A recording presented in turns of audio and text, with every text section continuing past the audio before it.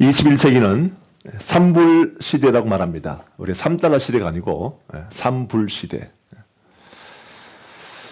21세기 우리가 살고 있는 이 시대는 첫째 불안입니다. 불안한 시대. 지금 이 시대는 너무너무 많이 불안해요. 사람들이 정말 마음속에 그런 마음들이 많습니다. 너무 불안합니다. 세상살이가 너무 불안하죠. 두 번째 불은요, 불황입니다. 불황, 리세스. 정말 이 땅에 다들 힘들어한다고 그래요. 요즘 보면은 아무리 힘들어도 그래도 식당만큼은 그래도 잘 됐는데 요즘은 또 식당에도 많이 힘들고 그렇게 어렵단 말을 쓰죠. 불황의 시대. 그 다음에 세 번째 뭐냐면 불확실. 불확실한 시대.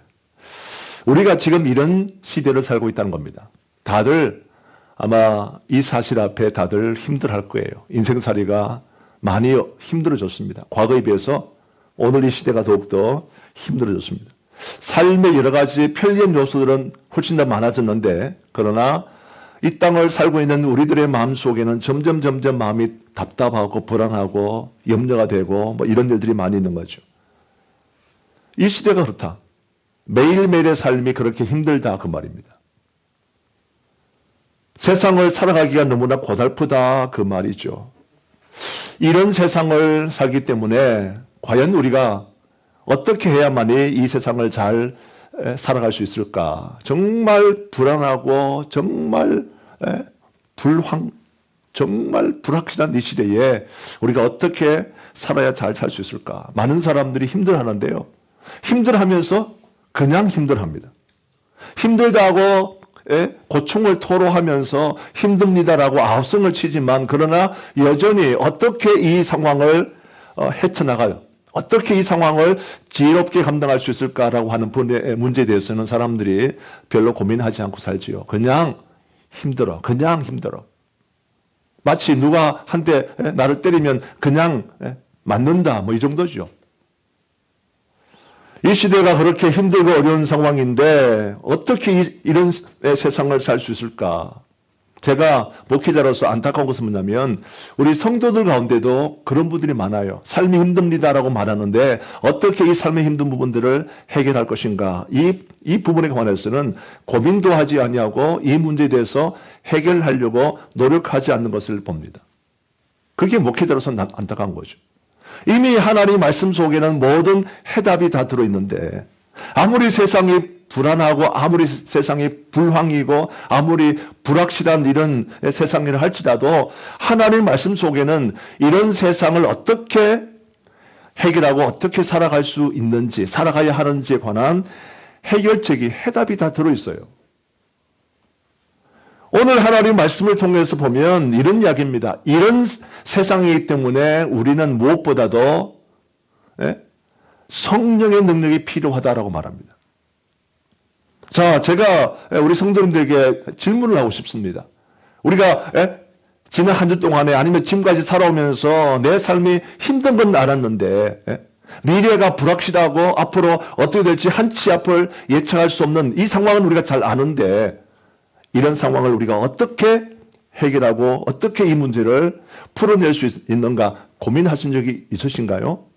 그리고 고민했다면 어떻게 해답이 나왔습니까? 만약에 이 세상이 너무 힘들기 때문에 내 힘으로는 세상을 못 살리겠어. 아니면 어떤 사람들의 어떤 도움을 통해서 내가 이 문제를 이제 풀기를 원하는데 과연 이것만으로 충분하냐? 인업하냐? 하나님의 말씀 통해서 우리가 확인해 보면요. 다른 것이 아니라 하나님의 능력이 필요하다. 성령의 능력이 필요함을 알 수 있어요. 그래서 내 힘으로 세상을 살지 아니하고 성령의 능력을 가지고 내가 이 세상을 살아가야 이 세상을 이길 수 있기 때문에 그래서 내 삶 가운데서 무엇보다도 성령의 능력이 필요해. 그래서 성령의 능력을 위하여 기도하고 성령의 능력을 우리가 받기 위해서 성령의 능력을 힘입기 위해서 하나님 앞에 간구하는 그런 우리의 모습들이 필요한데 목회자 입장에서 보면 이런 부분들이 많이 부족하다는 거예요. 어쩌면 이것이 오늘 우리들의 현재 상황, 현주소의 모습일 수 있습니다. 자, 오늘 우리가 누가복음 4장 말씀을 묵상하고 있는데 누가복음 4장 말씀에 보게 되면 이것은 예수님이 공생애를 시작하시는 그 출발점에 관한 내용입니다. 그리고 이 부분이 왜 중요하냐면 이 내용들을 통해서 우리 가운데 주는 메시지가 있기 때문입니다. 자, 우리 누가복음 4장 1절 말씀이거든요. 오늘 누가복음 4장 1절 말씀이 이렇게 시작합니다. 같이 합독합니다. 시작. 예수께서 성령의 충만함을 입어 요단강에서 돌아오사 광야에서 40일 동안 성령에게 이끌리시며 아멘. 자, 오늘 4장 1절 말씀 제가 이렇게 말씀드렸어요. 4장 말씀에서 예수님이 공생애를 시작하십니다. 우리가 잘 아는 것처럼 예수님은 이 땅 가운데 우리의 생명을 구원하기 위해서 오신 겁니다. 성자 하나님께서 이 땅 가운데 오신 거죠. 이 땅 가운데 오신 목적이 뭐냐면 바로 우리를 구원하기 위해서 우리의 생명을 주시기 위해서 성자 하나님께서 이 땅에 오셨는데 이 땅에 오시자마자 바로 이렇게 우리를 구원하신 일을 하신 것이 아니라 한 30년 동안에는 예수님께서 그냥 묵묵하게 인내하시고 이 모든 과정들을 통과해 가십니다. 그리고 이제 우리를 위한 공적인 사역, 이 땅에 오신 목적을 이루는 것이 3년이잖아요. 그래서 나이 30이 되었을 때 공생애가 시작되는데 이 공생애가 시작되는 바로 그 출발점, 출발에 관한 메시지가 그 기록이 이 누가복음 4장 1절이다 그 말입니다. 4장 1절 말씀에서 공생애를 시작하실 때 가장 먼저 이렇게 말씀합니다. 예수께서 성령의 충만함을 입었다는 거예요. 성령의 충만함을 입어서 요단강에서 돌아오사 광야에서 40일 동안 성령에 이끌리시는데 이 광야에서 40일 동안 뭐 하셨죠? 금식을 하신 거예요. 예수님의 공생애, 예수님의 퍼블릭 라이프의 첫 시작점이 뭐냐면 40일 동안의 광야에서 금식하시는 것을 통해서 시작하십니다. 공생애를 시작하시는데 이게 쉽지 않잖아. 굉장히 어려운 이야기예요. 우리가 뭐 한 끼만 굶어도 힘들고 아니면 하루만 굶어도 머리가 핑 돈다 그러고 다 그러고 사는데 정말 광야에 아무것도 먹을 것이 없는 이 광야에서 예수님은 40일을 금식하십니다. 우리가 예수님 말할 때 예수님은요 참 하나님 동시에 참 인간이다 이렇게 말해요. 이것이 성경에서 말하고 있는 예수님에 관한 내용입니다. 어떤 사람들은 하나님으로만 오셨기 때문에 예수님이 예수 하나님 성자 하나님이 40일을 금식하든 40년을 금식하든 상관없지 않겠냐 하나님이니까. 그는 오해하거나 아니면 그거는 이단의 사상인 거죠. 옛날에는 정말 예수님의 신성만을 강조했어요. 신성만을. 또 그러다가 예수님의 인성을 또 이제 부정하는. 그러니까 신성만을 강조한다는 말은 예수님의 인성, 인간에 대하여 이 사실관해서는 사람들이 믿지 않는 거죠. 근데 이게 다 이단입니다. 마찬가지 어떤 사람은 인간만 너무 강조합니다. 인성만 너무 강조한 나머지 예수님이 참 하나님이다라고 하는 이 신성을 부인한다면 이 또한 이단인 거죠. 성경에서 나온 하나님 말씀 속에서 우리가 확인할 수 있는 건 뭐냐면 예수님은 참 하나님인 동시에 참 인간이다. 그래서 참 인간이 40일을 광야에서 금식하는 것은 굉장히 어려운 이야기예요. 자, 지금 제가 강조하고 싶은 포인트가 뭐냐면 예수님이 공생애를 시작하시는 바로 그 순간에 예수님이 공적인 사역, 이 땅에 오신 목적을 이루시는 그 출발점을 뭘로 시작하는가 하면 광야에서 40일 동안 금식을 함으로써 예수님이 드디어 이 땅에 오신 목적대로 공생애를 시작하시게 되는데 그 시작점에 오늘 말씀을 보면 예수께서 성령을 충만함을 입었다 이렇게 말한단 말이죠. 그러니까 성령에 이끌리셨다 이렇게 말합니다.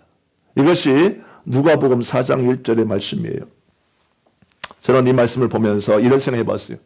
예수님께서 정말 공생애를 시작하시면서 성령의 능력을 힘입고 하셨다고 한다면 이미 제가 앞에서 말씀드린 것처럼 오늘 이 시대가 삼불 시대 아닙니까? $3 시대가 아니고 삼불 시대 아닙니까? 안 웃네. 죄송합니다. 좀 우리가 교회가 너무 작아. 교회가 큰 교회는 이러면 또 코도 많은 사람들이 웃어준다고 이렇게. 제가 한국에서 이렇게 해보니까 그렇더라고요. 한 번씩 별로 웃기지 않는데 잘 웃어. 아무튼 산물시대, 지금 이 시대가 산물시대 아닙니까? 정말 불확실한 시대 아니겠어요? 힘들고 어려운 시대. 그럼에도 불구하고 우리는요, 이 성령의 능력을 힘입으려고 하는 이 노력이 없다 그 말이에요. 이게 오늘 제가 설교하고 싶은 포인트예요. 자, 이해되시죠? 이 시대 자체가 불확실하고 미래가 예측할 수 없는 이런 상황인데 하지만 우리는 예수님처럼 성령의 능력을 힘입고자 하는 이 노력들이 없다는 겁니다. 야, 내가 이 세상을 살다 보니까 이 세상은 정말 나 혼자 감당할 수 없어. 앞으로 어떨지 몰라. 한 치 앞을 내다볼 수 없어. 오늘까지는 내가 살았고 아마 이번 달까지는 살 수 있을지 모르지만 그러나 다음 달에 그 다음에 올해까지 그 다음에 모른다 그 말이에요. 우리가 정말 알 수 없는 불확실한 시대에 예측할 수 없는 이런 상황 속에 살고 있기 때문에 이 세상을 그저 성령의 능력 없이 성령의 능력을 힘입지 아니하고 오로지 내 힘으로 오로지 나의 능력으로 이 문제를 풀려고 하는 사람들이 많이 있으니 말이 안 된다 그 말입니다. 아니 예수님께서는 하나님이시잖아요. 성자 예수님, 성자 하나님이세요. 예수 하나님이신데 이 예수 하나님께서도 공생애를 시작하시면서 가장 먼저 성령의 능력을 힘입고 성령에 이끌려서 40일의 금식도 통과하고 그러면서 이 공생의 사역을 해 나가셨다라고 하는 것이 성경의 기록이란 말이죠. 이것이 사실이라고 한다면 우리는 과연 얼마나 더욱더 성령의 능력으로 이 세상을 살아가야 되겠는가 하는 겁니다. 우리가 성령의 능력 없이 세상을 살아간다면 우리는 결코 이 세상 가운데 승리할 수 없습니다. 성령의 능력을 힘입지 않고서는요, 이 세상 가운데 정말 승리자가 될 수 없어요. 제가 지난주에 말씀드린 것처럼 우리가 한 번에 승리할 수 있어요. 한 번에 승리. 그렇잖아요. 근데 연속 못 한다니까. 이어서 못 해. 한 번 새벽 기도를 승리했지만 그 다음 주 승리 못 해요. 오늘 내가 주일날 교회 나왔지만 그 다음 주 교회에 주일날 못 나와요. 이런저런 이유 때문에 연속 못 한다니까. 왜냐하면 내 힘으로 살기 때문입니다. 내 힘으로. 여러분, 내 힘으로 살면 안 돼. 승리 못 합니다. 때문에 우리는요, 누구보다 성령의 능력이 필요한 인생을 알아야 돼요. 신학자 A.C. 딕슨이라고 하는 분이 쓴 책이 있습니다. 성령신학이라는 책이 있어요. 성령신학. The Theology of the Holy Spirit. 성령신학이라고 하는 그런 책이 있는데 그 책에 이분이 이런 말을 했어요. 참 우리가 생각해 볼 내용입니다. 우리가 조직력을 의지하면 그 조직력이 할 수 있는 것만 얻는다. 우리가 교육을 의지하면 그 교육이 할 수 있는 것만 얻는다. 우리가 재주를 의지하면 그 재주가 할 수 있는 것만 얻는다. 그러나 이게 포인트가 중요합니다. 그러나 우리가 성령을 의지하면 하나님이 하실 수 있는 것을 얻는다 그랬어요. 아주 핵심적인 포인트입니다. 우리가 이 부분을 자꾸 놓치고 있는 거예요. 자꾸 놓치고 있어. 제가 지금 강조를 많이 하지만 마찬가지일 거예요. 아마 성도님들 오늘 주일 설교 마치고 나면 또 잊어버릴 거예요. 또다시 내 힘으로 살 거예요. 내 힘으로. 또다시 성령의 능력이나 성령의 힘으로 살지 아니하고 자꾸 내 힘으로, 내 능력으로, 내 재주로, 내 어떤 사람들과의 관계나 이런 걸 통해 자꾸 내가 그렇게 해 나가려고 할 거예요. 그러면 우리가 안 된다. 그러다가 우리는요, 힘들어가지고 무너지고 또 실패하고 좌절하고 낙심하고 이렇게 살게 되는 겁니다. 자, 이런 차원에서 오늘 저는 우리 성도님들이 한 분도 예외 없이 성령의 능력으로 살아갈 수 있기를 축원합니다. 성령의 능력으로 사셔야 합니다. 따라합시다. 성령의 능력으로 사는 인생. 정말 성령의 능력으로 사는 인생이 되셔야 합니다. 제가 이 설교를 제가 준비하면서 마찬가지예요. 하나님, 저도 성령의 능력으로 살기 원합니다. 제 인생을 성령의 능력으로 살아가기 원합니다. 지금까지 이렇게 살아왔는데 앞으로 내 남은 생애 가운데 앞으로 제 남은 생애가 얼마 남을지 모르지만 이런 남은 생애 살 동안에 하나님 아버지, 제가 세상의 능력이나 제 자신의 능력이나 제게 있는 어떤 뭐 재능이나 탤런트나 뭐 이런 걸 다 떠나서 정말 성령의 능력으로 살기 원합니다. 예수님께서 성령의 능력을 힘입어서 공생애를 시작하시고 한다면 정말 내 인생 가운데 성령의 능력이 얼마나 더 필요하겠습니까? 성령의 능력을 사모합니다. 성령의 능력을 부어주십시오. 이렇게 기도하는 마음 가지고 오늘 말씀을 준비했습니다. 오늘 설교 제목은요, 성령의 능력으로 사는 인생입니다. 그래서 오늘 우리가 함께 합독한 본문 말씀을 중심으로 해서 성령의 능력이 임하면 성령의 능력으로 사는 인생 가운데는 어떤 특징이 있는, 어떤 모습들이 있는가 하는 것을 정리해서 세 가지로 소개해 올려드리겠습니다. 자, 먼저 성령의 능력으로 사는 인생요, 따라합시다. 매일의 삶이 활기찬 열정 인생이 됩니다. 정말 성령의 능력이 임하면요, 성령의 능력으로 이 세상을 살아가면 내 힘이 아니라 성령의 능력이 내게 임하고 성령의 능력을 힘입어서 내 삶을 살게 되어지면 우리의 매일의 삶이 말입니다, 아주 활기찬 열정 인생이 된다고. 열정 인생이에요. 예수님은요, 정말 성령의 능력을 힘입어서 공생애를요, 매일매일 순간순간마다 정말 지치지 아니하는 열정으로 사셨어요. 열정으로. 매일매일 이렇게 사람을 만나고 매일매일 병자를 고치시고 매일매일 하나님 말씀을 전하시면서 그리고 매일매일 기도하셨던 예수님의 모습을 우리가 기억합니다. 이것이 성경에 있는 말씀이죠.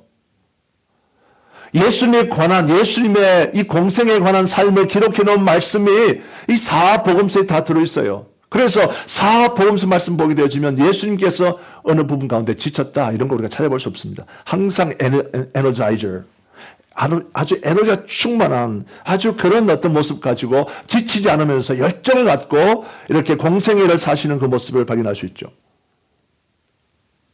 이와는 반대로 오늘날 성도들 가운데 보면 그렇습니다. 잠시 동안 반짝반짝반짝 그런 분이 계세요. 잠시 동안에 눈빛도 반짝거리고 잠시 동안에 보면 아주 열정이 많은 것 같아요. 에너지가 넘치는 것 같아요. 그래서 이분이 정말 패셔너블하구나, 열정이 많구나 이렇게 생각하지만 또 그랬던 사람이 잠시 지나보면 언제 그랬나 할 정도로 아주 모든 에너지를 다 소진해버리고 갑자기 열정이 사라지면서 에너지가 사라지면서 소멸되면서 교회에서도 사라져버립니다. 이런 것을 우리가 많이 보게 되죠. 왜 이런 일이 있을까요? 성령의 능력으로 힘입지 않기 때문입니다. 제가 말씀드리지만 우리 사람에게도 에너지가 있어. 우리 사람에게도 매일매일 이렇게 밥을 먹고 하루에 뭐 3번 먹든지 2번 먹든지 뭐 4번 먹든지 우리가 음식을 먹으면서 에너지를 우리가 충분히 채우고 또 그리고 잠도 잘 자고 하면서 우리가 fully charge 되면 우리가 충분하게 이렇게 준비가 되어지면 에너지가 나오죠. 발산하게 되죠. 근데 그 에너지가 또 얼마 못 가서 다 사라지고 말아요. 다 사라지고 말아요. 이런 사람이다 할지라도 성령의 능력이 임하고 성령의 능력을 갖고 힘입어서 살게 되어지면요, 열정이 사라지지 않는다 하는 것이 하나님의 말씀이에요. 자, 우리 본문 14절 15절 말씀 가봅니다. 같이 합독합니다. 시작. 예수께서 성령의 능력으로 갈릴리에 돌아가시니 그 소문이 사방에 퍼졌고 친히 그 여러 회당에서 가르치심에 무사람에게 칭송을 받으시더라. 아멘. 14절 말씀에 예수께서 성령의 능력으로 갈릴리에 돌아가시니, 참 이 부분에 대한 원문의 해석이 뭐냐면 이렇습니다. 예수님이 성령으로 기운이 왕성해지셨다. 예수님이 성령으로 활력이 넘치셨다. 그 뜻이에요. 예수께서 성령의 능력으로 돌아가셨다는 이 말이 바로 그 뜻입니다. 성령의 기운이 아주 가득 찼다. 왕성해졌다. 활력이 넘치셨다. 그 말이죠. 지금 그러니까 예수님이 성령의 능력이 임하고 성령의 능력을 힘입게 되자 예수님께서 아주 에너지가 넘치는, 아주 지치지 아니하는, 열정이 식지 아니하고 꺼지지 아니하는 그 펄펄 끓는 열정 가지고 그렇게 가르치시고 그렇게 회당에서 복음을 가르치고, 그래서 15절 말씀 보면 그랬잖아요. 친히 여러 회당에서 가르치시며 무사람에게 칭송을 받으시더라. 무사람들이 칭송했다, 칭찬했다. 아니 어떻게 이분은 저렇게 내가 잘 아는데 계속해서 일주일 동안, 한 달 동안 계속 내가 이 예수를 따라다녔는데 예수님을 보니까 지치지 않으시네. 열정이 항상 넘치시네. 활력이 넘치시네. 이러면서 칭송했다 그 말이에요. 우리도 예수님의 이 모습처럼 우리에게도 성령의 능력이 필요합니다. 예수님은 이 사실을 우리 가운데 강조하는 거예요. 강조. 예수 하나님께서도 참 하나님이시고 참 인간이신 성자 예수님께서도 성령의 능력을 힘입어서 정말 꺼지지 않은 열정 가지고, 펄펄 끓는 열정 가지고, 식지 않은 열정 가지고 그렇게 사명을 감당하셨다고 한다면 마찬가지 우리 가운데도 성령의 능력이 필요한 거죠. 자, 따라합시다. 성령의 능력이 필요합니다.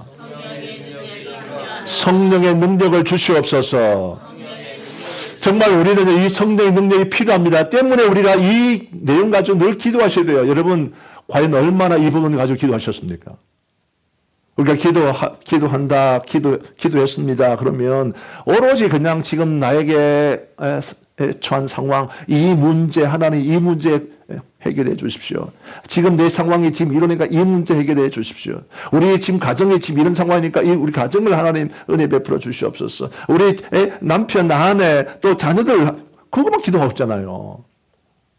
근데 사실 그거 이전에 오늘 제가 강조하고 싶은 포인트가 뭐냐면 바로 그 사실 필요하지만 이 모든 것이 가능하도록 만들어주는 것이 뭐냐면 성령의 능력이다. 그 말입니다.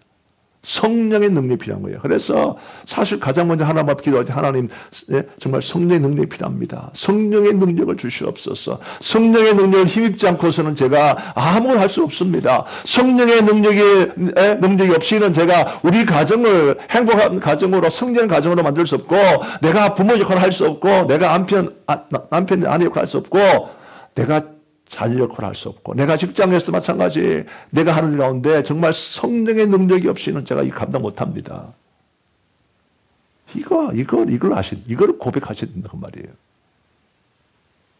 직장에서 내가 승진했습니다. 승진해서 이것 때문에 스트레스, a lot of stress. 너무 힘들어. 이게 아니라 내가 직장에 승진해서 이렇게 내 포지션이 올라가면 내 힘으로 못합니다. 아시죠? 하나님 아시죠? 하나님 제게 성령의 능력을 주시옵소서. 성령의 능력을 주셔서 성령의 능력을 힘입어서 감당할 수 있도록 도와주시옵소서. 이 고백부터 필요하다 그 말이에요. 여기부터 시작하는 겁니다. 이거 하나면 힘들어져. 성령이 나와 함께 하지 아니하셔. 성령의 능력이 없는 인생은요, 그저 우리는 힘없는 흙덩이에 불과합니다. 이게 우리의 정확한 데피니션, 우리 인간의 정확한 데피니션입니다. 성령의 능력이 없으면 우리는요, 그냥 흙이야. 흙덩이. 이것은 제 말이 아니라 하나님의 말씀이 있습니다. 창세기 말씀 보게 되면 처음에 아담을 하나님 창조하실 때 어떻게 하셨어요? 흙으로 만드시고, 흙으로 사람을 만드신 거야. 이게 아담. 원래 아담이라고 하는 것 뜻 자체가 이게 흙입니다. 흙이야, 흙. 그래서 흙이야. 아담 그럼 이게 그냥 사람 이름인 거다 이렇게 생각하면 아니야. 아담이라는 뜻 자체가, 그 이름 자체가 흙이에요. 그러니까 이런 이야기입니다. 하나님께서 흙을 만드시고 부르면서 이 흙덩어리야. 흙덩이야 그 말이에요. 먼지 덩어리야 그 말이야. 아무리 멋있는 작품을 만들어서 이렇게 창조를 하셨다 할지라도 그 속에 성령이 없으니까 그냥 뭡니까? 흙덩이에 불과했다 그 말이죠. 그래서 우리 알다시피 이제 삼위일체 하나님께서 어떻게 하셨습니까? 이 사람의 모양을 만들어 놓고 거기에다가 이 흙덩이에다가 후 하고 이렇게 생기를 불어넣으니까 이게 성령의 능력이거든요. 이게 생기를 불어넣으니까 그 다음에 활기찬, 움직이고 활기찬 그런 생명체가 되었다라고 하는 것이 성령의 기록입니다. 같은 내용이지만 해석이 완전히 다르죠. 네? 무슨 말인가 하면 지금 우리 가운데 필요한 것이 뭐냐? 성령의 능력이다. 성령의 능력이 내게서 빠져버리면 나는 힘없는 뭐다? 흙덩이에 불과하다 그 말이에요. 아무것도 아니에요. 그래 잘 부서지고 잘 무너지고 그렇게 되는 거죠. 능력 없는 그런 인생이 되고 만다 그 말입니다. 그러므로 우리가 성령의 능력이 필요하고 성령의 능력이 우리 가운데 임하게 되어지면 활기찬 인생으로 아주 열정이 있는 열정 가득한 그런 인생으로 살게 된다 그 말입니다. 자, 두 번째 성령의 능력으로 사는 인생. 두 번째 성령의 능력이 임하면 어떤 인생이 되는가 따라합시다. 전인격적으로 건강한 인생이 됩니다. 정말 그렇게 되는 거예요. 전인격적으로. 중요한 것은 이겁니다. 오늘날 사람들이 사람의 탈을 썼지만 사람이 아닌 경우가 많잖아요. 사람이 아니모니다. 많잖아요. 야, 요즘 시대가 정말 그래 이상한 사람 많아요.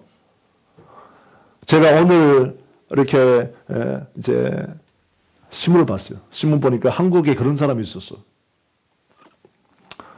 50대 남성인데 이 50대 남성이 불륜하다가 걸려서 그래서 이렇게 걸려가지고 자기 이제 와이프가 찾아와가지고 이렇게 당신이랑 같이 불륜한 그 사람 상간녀로죠.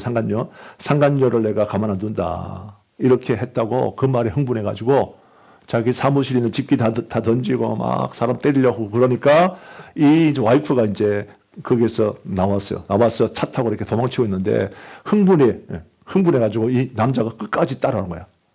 차를 타고 또 따라가다가 차로 그냥 그 차를 들이박아버려. 차를 박고 그 다음에 차가 들이박아놓고 그 다음에 뭐 하냐면 또 자기 차 안에 왜 한국 사람 이상해.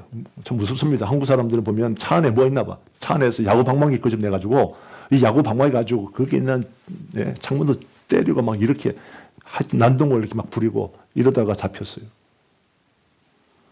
참 이게 정상입니까? 정상 아닙니까? 정상 아닌데 그런 사람들이 많다는 거죠. 인간의 인두껍이죠. 인간의 껍질을, 인간의 모습을 갖고 있는데 사람이 아니에요. 사람이 아니에요. 이런 사람들이 많은 거죠. 왜냐하면 다들 뭐하다? 아프다는 거야. 오늘날요 아픈 사람이 많아요. 예? 정신이 아프거나, 예? 또 아니면 이 영혼이 아프거나, 육신이 아프거나, 그러잖아요. 그래서 우리가 전인격이라고 할 때, 이거는 전부 다 같이 포함하는 겁니다. 예. 지정의라고 우리가 그런 말 쓰는데, 이 모든 것이 다 함께 건강해야 건강한 사람인 거지, 사람이라고 다 사람이 아니에요. 정상이 아니잖아요. 성령의 능력이 임하면 우리가 전인격적으로 뭐다? 건강한 인생이 된다 그 말이에요. 이게 안타깝잖아요. 우리가 아무리 뭐 그렇게 막 정말 개차반 같은 사람이라 할지라도 그 사람에게 성령의 능력이 임하면요, 이 사람이 정상적인 사람이 됩니다. 정상적인 사람이 되는 것이고, 그 다음에 마음이 아픈 사람이 마음의 치료를 받고, 정신이 아픈 사람이 정신의 치료를 받고, 그러면서 건강한 인생으로 변화가 되는 겁니다. 지금 이 시대에 도대체 왜 저러냐, 왜 이렇게 이상한 사람들이 많냐라고 말하지 말고, 이것이 오늘 우리가 살고 있는 이 시대인데 다른 거 아닙니다. 성령의 능력이 임하지 않았기 때문에 저렇게 살아가는 거예요. 그러니까 이런 사람들에게 우리가 아무리 그렇게 살아야 되냐, 바르게 살아라 한다고 해서 되겠냐 말이죠. 더 흥분하죠. 그래서 이렇게 막 야구 방망이 가지고 차를 두드리고 하는 이 모습 보면서 옆에 있는 사람들이 그러지 말라고 막 만류를 했대요. 그랬더니 어떻게 했을까요? 이제는 이 야구 방망이 가지고 그 옆에 있는 말린 사람들 또 막 공격하는 거예요. 시킨다고 되는 거 아닙니다. 그렇게 말린다고 되는 거 아니다. 근데 성령의 능력이 그 사람에게 임하면요, 그 사람이 변화된다. 아멘. 이 사람이 건강한 사람이 된다라고 하는 겁니다. 자, 누가복음 4장 18절 말씀인데 이 말씀에 보면요, 두 번 이렇게 반복되는 단어 하나가 있습니다. 자, 우리 본문 18절 말씀 가봅니다. 시작. 주의 성령이 내게 임하셨으니 이는 가난한 자에게 복음을 전하게 하시려고 내게 기름을 부으시고 나를 보내사 포로된 자에게 자유를, 눈먼 자에게 다시 보게 함을 전파하며 눌린 자를 자유롭게 하고. 아멘. 이 말씀에 보면 자유라고 하는 이 단어가 두 번이나 반복이 되죠. 왜 이 말씀이 반복될까요? 이 단어가 왜 반복될까요? 이것이 뭐냐면 이 땅 가운데서 성령께서 하시는 정말 궁극적인 목표가 이거예요. 우리 가운데 뭘 준다? 자유를 준다는 거예요. 우리 가운데. 우리 가운데 자유를 주는 것이 이 땅 가운데 성령께서 하시는 최종적인 목표입니다. 예수 믿는 사람들이 예수를 믿음으로써 얻게 되어지는 최종적인 모습이 뭐냐면 우리가 자유롭게 되는 겁니다. 많은 사람들이 뭐 자유를 찾아가지고 막 떠나가고 자유를 찾아서 그냥 내 마음대로 지금 뭐 교회 생활하고 이것이 나의 자유를 아주 이렇게 구속하는 거다, 얽매고 있는 것이다. 그래서 내가 교회를 떠나고 내가 해야 되는 나의 직무를 떠나고 내 마음대로 이렇게 여행 다니거나 내 마음대로 어떻게 돌아다니고 이러면 자유로워서 하는데 아니죠. 그건 자유가 아니죠. 자유는요, 끝까지 정말 우리를 자유롭게 해야 합니다. 끝까지. 처음부터 끝까지. 세상에서 하나님의 말씀을 떠나고 성령의 능력을 떠나서 내가 세상적으로 얻는 자유는 뭡니까? 템포러리. 일시적으로 잠시 하지만 그 다음에는 그 일, 그 선택의 그 결과는 더 비참하게 되는 거죠. 그래서 다 죽고 마는 것을 보게 됩니다. 물고기가 세상을 좋아해가지고 내가 자유를 얻을 거야 하면서 자기가 물 밖으로 튀어나왔다고 생각하잖아요. 물 밖으로 튀어나왔다. 튀어나오는 순간은 자기가 자유를 얻었다라고 말할지 모르지만 얼마 모르겠으면 죽는 거거든요.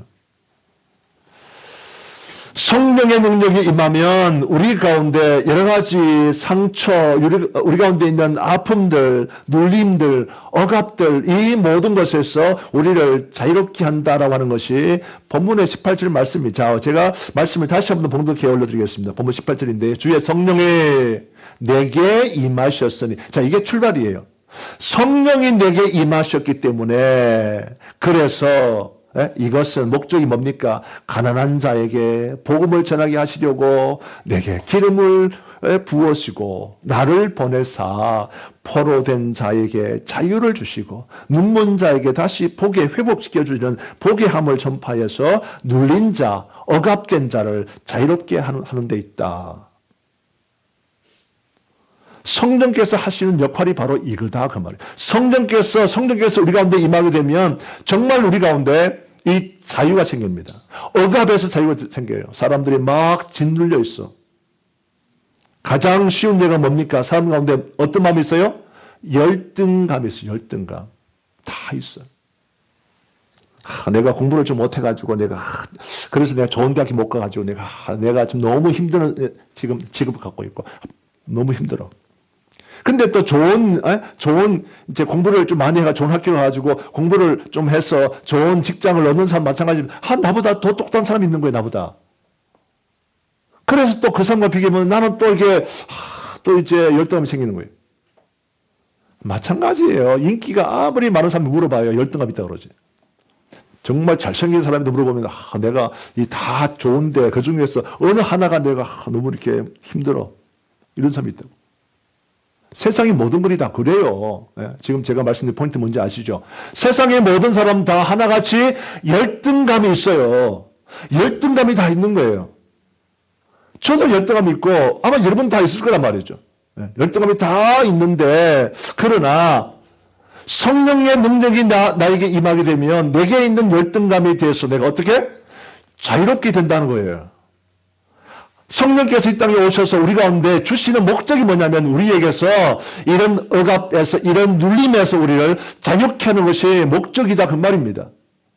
이렇게 우리에게 자유를 주시려고 오신 이 성령님의 능력을 내가 원하지 아니한다면 얼마나 바보입니까? 얼마나 바보예요. 이미 다 준비해 놓으셨는데, 이미 다 우리에게, 야, 너희의 억압을, 너희의 이 눌림에서 내가 자유를 주겠다. 너희가 포로된 것에서 내가 풀어주겠다. 자유를 주겠다. 이렇게 말씀하시면서 성령께서 우리 가운데 오셨는데, 이 성령의 능력을 내가 사모하지 아니하고 성령의 능력을 내가 필요하지 아니하도 한다면 얼마나 바보던 사람이냐 그 말입니다. 옛날에 왜 제가 여러 번 했던 예화입니다만, 제가 이것보다 더 좋은 예화가 없는 것 같아요. 그래서 좀 고리타분 이야기지만 다시 한번 이야기합니다. 한국 옛날에, 그러니까 6.25 때, 6.25 사변이 이렇게 막 터져가지고, 이렇게 막, 피난 가고 이렇게 하는데 보니까 어떤 할머니 한 사람이 자기도 피난한다고 막 머리다가 잔뜩 그냥 뭐 위에다가 필요한 거 있잖아요. 뭐 그릇, 식기 도구, 옷가지를 잔뜩 일고 가고 있는 거예요. 그래 이렇게 가고 있으니까 뒤에 그러니까 미군 집차 한 대가 다 오다가 보니까 그냥 갈 수 없으니까 자 할머니 타라고 이렇게 해가지고 이제 집차를 이제 태워서 가고 있는데 한참 가다 보니까 뭐 저 뒤에 소리가 끙끙거려요. 끙끙 이러고 있는 거예요. 그래서 뒤를 쳐다봤더니 그 할머니가 아직도 이고 있는 거야. 그 무거운 짐을 이고 있는 거야. 이해됩니까? 그래서 아니 왜 할머니 왜 이고 있냐니까 미안해가지고 제가 감사해요. 제가 여러 번 얘기한 건데도 또 다시 이렇게 해주시고 감사해요. 사람이 그런 거 아니야. 아니 사실 내가 몸을 이렇게 타라고 했으면 everything 다 억셉한 거 아니겠어요? 심지어 그 사람 할머니 몸뿐만 아니라 할머니가 지고 있는 무거운 짐까지 다 받아준 거야. 근데 내 몸만 태워줘도 감사한데 이 무거운 까지 어떻게 내가 짊어져야지. 이런 사람들이 얼마나 많은지 몰라요. 성령께서 이 땅에 오신 목적이 뭐냐면 우리 가운데 자유함을 주는 겁니다. 아멘. 우리가 억압된 것에서 우리가 눌린 것에서 성령 하나님께서 오셔서 우리 가운데 진정한 자유를 주시기 원하시는데 이게 목적인데 아직도 우리는요 이 성령님께 맡기지 못하는 거야. 성령의 능력이 임하지 못하면 우리는요 건강하지 못합니다. 그러나 성령의 능력이 임하면 우리는요 정말 자유함이 있고요 건강한 인생이 될 수 있습니다. 자, 우리 로마서 8장 2절 말씀인데 같이 합독합니다. 시작. 이는 그리스도 예수 안에 있는 생명의 성령의 법이 죄와 사망의 법에서 너를 해방하였습니다. 아멘. 이는 그리스도 예수 안에 있는 생명의 성령의 법. 이 생명의 성령의 법이 뭐겠어요? 이게 바로 성령의 능력입니다. 성령의 능력이 우리를 사망의 법에서 우리를 해방, 우리를 뭐 한다? 해방, 우리를 자유케 하는 겁니다. 바로 그것 때문이에요. 우리가 이 땅의 삶을 다 살고 난 후에 세상을 떠나도 우리가 다시 그냥 영원한 형벌 받지 아니하고 영원한 생명을 얻는 이유가 뭐냐면 다른 게 아니고 뭐 때문이다? 성령의 능력이다. 성령의 능력이 우리를 뭡니까? 사망의 법에서 영벌을 받을 수밖에 없는 그 법에서 우리를 해방시켜서 우리를 자유케 한다. 이게 하나님 말씀이에요. 이 포인트 아시겠냐 그 말이에요. 이 성령의 법을 모르니까 자꾸 그냥 마지막 죽는 순간에 자꾸 뭐만 생각나면 자꾸 내가 못했던 거 생각나. 내가 그때 목사님 말씀 좀 잘 들을 걸. 내가 좀 시간 있을 때 내가 좀 헌신 좀 할 걸. 내가 좀 돈도 있고 내가 건강하고 이럴 때 내가 주를 위해 좀 해놓을 걸. 돈 있고 뭐 시간 있을 때 뭐 하냐면 자꾸 놀러 다니고 뭐 자꾸 딴짓하고 했는 게 그게 자꾸 생각나는 거야. 근데 여러분 뭘 기억해야 됩니까? 성령의 능력을 기억하셔야 돼요. 성령의 능력은 나의 부족함, 나의 연약함, 이 모든 것으로부터 우리를 자유롭게 하시는 거야. 영벌받아 영원히 죽을 수밖에 없는 나의 존재를 다시 살려주시는 것은 뭐냐면 성령의 능력이야. 이 성령의 능력이 우리 가운데 임하여야 된다 그 말이죠. 때문에 우리는 이 성령의 능력을 사모하시고 이 성령의 능력을 얻기 위해서 기도하셔야 되겠고 하나님 능력을 주옵소서. 성령의 능력을 주옵소서. 성령이 필요합니다. 늘 입만 시간만 있으면 계속해서 이 간구를 하셔야 됩니다. 마지막 세 번째 하나 더 소개해 올려드립니다. 셋째로 성령의 능력으로 사는 인생은요. 따라합시다. 은혜가 충만한 인생이 됩니다. 정말 그렇습니다. 성령의 능력이 임하는 성령의 능력을 힘입은 인생은요, 은혜가 충만한 인생이 됩니다. 왜냐하면 성경에서 이렇게 기록하고 있는 겁니다. 성경에서 말하고 있는 게, 성령께서 임하는 목적은 우리 가운데 자유를 주기 위함이라고 제가 말씀드렸는데, 예수님께서 이 땅 가운데 임하신 이유가 뭐냐면, 우리 가운데 은혜를 주기 위함이에요. 이게 성경의 가르침입니다. 따라합시다. 예수님께서 오신 목적은 은혜를 주시기 위함이다. 하나님 말씀이 우리 가운데 이렇게 설명합니다. 예수님께서 이 땅에 오신 목적이 뭐냐? 우리 가운데, 믿는 자의 가운데 은혜를 주기 위함이다. 자, 우리 본문 19절 말씀인데요. 같이 합독합니다. 시작. 주의 은혜의 해를 전파하게 하려 하심이라 하였더라. 아멘. 주님의, 예수님의 은혜의 해입니다. 이 은혜는 누구의 것이냐면 주님의 것이에요. 예수님의 것이에요. 이 은혜는 세상의 어떤 누군가의 것이 아닙니다. 이 세상에 돈이 많은 사람에게 은혜 없습니다. 이 세상에 아주 권력자에게 이 은혜 없습니다. 성경은 어떻게 말하냐면 바로 이 은혜는 주의 것이다. 주님의 것이다. 예수님의 것이 뭐냐? 은혜인데 이 예수님의 은혜의 해를 전파하기 위해서 성령께서 오셨다 그 말이에요. 17절, 18절, 19절이 이렇게 같이 연결되는 겁니다.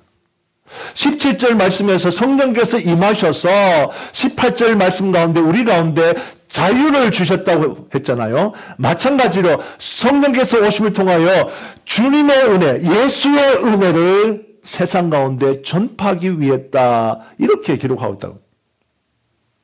그러므로 이 은혜는 예수님의 은혜입니다. 이 예수님의 은혜가 우리 가운데 필요한 거죠. 그래서 이제 이 내용이 참 중요합니다. 한 번은 저희 이제 큰아들이 그래요. 자기 친구 중에서 자꾸 천주교하고 캐톨릭하고 우리 이제 개신교하고 차이점을 자꾸 물어본대. 그래서 이제 이런저런 이야기를 해주면서 종교개혁 때 강조했던 그 포인트 하나. 우리 여러분들 잘 아신 거 아닙니까? 네. 마틴 루터가 종교개혁할 때 어떤 말을 했냐면, 솔라 피데, 솔라 그라티아. 솔라 피데는 아시는 것처럼 오직 믿음. 솔라 그라티아는 오직 은혜. 이 오직 은혜를 이야기한 거예요. 오직 은혜. 그게 차이점입니다. 세상의 종교라든지 이런 것 가운데는요, 은혜가 중요하지 않아요. 은혜의 중요성을 강조하지 않습니다. 그런데 원래 정상적인 하나님 말씀 속에서 우리 가운데 주는 메시지 뭐냐면 은혜가 중요하다. 은혜가 얼마나 중요하냐 자 봅시다. 우리 요한복음 1장 16절 말씀인데 같이 합독해봅니다. 시작. 우리가 다 그의 충만한 데서 받으니 은혜 위에 은혜로라. 아멘. 우리가 다 누구의? 그의. 여기서 말하는 그가 누구냐면 예수님을 말합니다. 자, 지금 요한복음 1장이잖아요. 요한복음 1장 말씀 가운데는 하나님이신 성자 예수님이 이 땅에 오신 그 사실, 그 사건을 기록하죠. 인자가 세상 가운데 오셨다. 인자가 오셨다는 그 말씀을 요한복음 1장에서 말씀하면서 그 말씀에 이어서 16절 말씀 보면 우리가 다 그의 충만한 데서 받은 이때 예수님의 충만한 그 충만이 뭐겠어요? 항상 우리는요 말씀으로 돌아가야 합니다. 16절 말씀에서 자 우리가 다 그의 충만한 데서 받으니 은혜 위에 은혜로라 라고 기록되어 있다 한다면 예수님의 충만한 것이 뭘까요? 뭐가 충만하다? 은혜가 충만하다 그 말이잖아 지금 말씀이. 그렇잖아요. 은혜. 예수님은 뭐가 충만하냐? 은혜가 충만하다. 성령은 뭐가 충만하다? 성령은 능력이 충만하다. 성령은 능력이 충만하고요. 예수님은요 은혜가 충만해요. 그래서 우리가 다 그의 충만한 데서 받는데 예수님의 충만한 반응이 뭐냐면 은혜 위에 은혜로다. Grace upon grace 그 말이죠. 은혜 위에 은혜. 은혜는 예수님 것입니다. 따라합시다. 은혜는 예수님의 것이다. 그런데 이 은혜가 우리 가운데 필요하잖아요. 우리 가운데. 우리는 이 세상을 살아가면서 은혜가 필요합니다. 은혜가 필요하고 은혜로 우리가 세상을 살아가야 되는데, 하지만 이 은혜는 예수님의 은혜야. 근데 이 예수님의 은혜는 누가 주냐면, 누가? 성령께서 주신다고 말이에요. 성령께서 우리 가운데 임하게 되면 은혜에, 아까 우리 말씀 가운데 19절 말씀에 살펴봤잖아요. 성령께서 우리 가운데 임하게 되면 주의 은혜를 선포하는 거예요. 성령께서 우리 가운데 임하게 되면 주님의 가득한 은혜가 우리 가운데 임하게 되어서 은혜 위의 은혜가 우리 가운데 부어지게 된다 하는 것입니다. 이 말씀은요, 이런 뜻입니다. 하나님의 은혜, 주의 은혜로 덮는다 뜻이에요. 덮는다. 따라합시다. 주의 은혜로. 덮는다. 덮는다. 다 덮어버린다. 예. 말하자면 뭐죠? 덮는다. 커버업. 덮는다. 다 덮는다. 주의 은혜로 덮는다. 자, 이런 이야기입니다. 우리의 세상을 살 동안에 문제가 있어. 상황에 힘든 일이 있어요. 근데 주의 성령의 능력을 힘입지 않는 사람은 이 문제를 어떻게 노렸어요? 내가 다 하는 거야. 내가 찾아보고 이 문제를 해결하려 하고, 아니면 또 다른 사람에게 혹시 이 문제 어떻게 하냐 조언도 구해보고, 돈도 빌려보기도 하고, 상담도 받아보기도 하고, 이렇게 해서 이 문제를 해결하려고 애를 쓰는데 이게 쉽냐고. 이게 힘들고 어려워서 잠시 좀 나아졌어요. 상담 좀 받아서 좀 나아졌어요. 네, 돈을 좀 융통받아서 이 문제 잠시 해결했어요. 뭐 어떻게 했어요? 라고 말하는데, 제가 항상 말하지만 이 모든 것이 다 템포러리다. 템포러리. 근데 이 모든 것을 한 방으로, 성경은요, 한 방을 말씀해주지만, 한 방으로 이 문제를 해결할 수 있는 건 뭐냐면 주의 은혜로 덮어버린다는 거예요. 덮어버리는 거예요. 여기 지금 촛불에서 이렇게 불이 막 나가지, 불이 이제 처음에는 조그만 불로 시작해서 막 타고 있어. 이거를 할 수 있는 방법은 뭐겠어요? 한 방에 다 그냥 전체로 딱 쏟아 덮어보면 되는 거야. 이거를 뭐 발로 밟아보고 뭐 해봐도 안 돼. 그러나 한 방으로 위에서부터 전체 다 덮어버리면, 물로 뭐 덮든지 뭘로 다 덮어버리면 싹 꺼지는 거야. 한순간에. 오늘 이 포인트 잘 잡기 원해요. 내 인생에 여러 가지 힘들고 어려운 상황이 있는데 이 문제를 내가 애를 쓰고 내 힘으로 하려고 애를 써봐야 잘 안 된다. 그때 필요한 건 뭐냐면 주의 성령의 능력이 내가 임하고, 성령의 능력을 통해서 주의 은혜가, 은혜 위에 은혜가 더해지면서 이 은혜가 한꺼번에 덮어버리면 모든 문제가 클리어, 한꺼번에 다 해결되어지는 그런 은혜가 있다 이 말이에요. 이 말씀 여러분 잘 기억하셔야 합니다. 우리는 은혜로 살아야 됩니다. 따라합시다. 은혜로 살자. 여러분 이것은 기억하세요. 제가 지금 이렇게 설교를 하고 있지만 우리 성도님들 모르겠어. 어떤 분들은 듣고 흘러갈 거야. I don't care. 상관없어. 그럼 되나? 상관이 있어요. 그러나 여러분, 제가 지금 하고 싶은 말을 꼭 기억하면 좋겠어. 은혜로 살면요, 은혜로 풀리게 되었어요. 따라합시다. 나는 은혜로 풀린다. 따라합시다. 우리 자녀들도 은혜로 풀린다. 꼭 기억하세요. 내 인생은요, 우리 가정은요, 우리 교회는요, 내 직장은요, 이 모든 것이 말입니다. 다 은혜로 풀리게 되었어. 은혜로 풀어야 합니다. 은혜로 안 풀고 자꾸 내 힘으로 풀려고 하면 풀다가 지쳐요. 하다가 지쳐. 하다가 지쳐서 나중에는 아무것도 안 하고 더 이상 다 그냥 소멸해버리고 힘이 없는 거야. 아닙니다. 그게 아니라 우리는 은혜로 덮이는, 하나님의 은혜가 임하면 한 방이면 끝납니다. 네, 한 방이 끝납니다.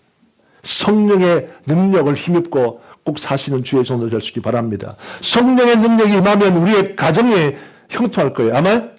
성령의 능력이 임하면 우리 자녀들의 미래가 희망으로 가득할 겁니다. 아멘?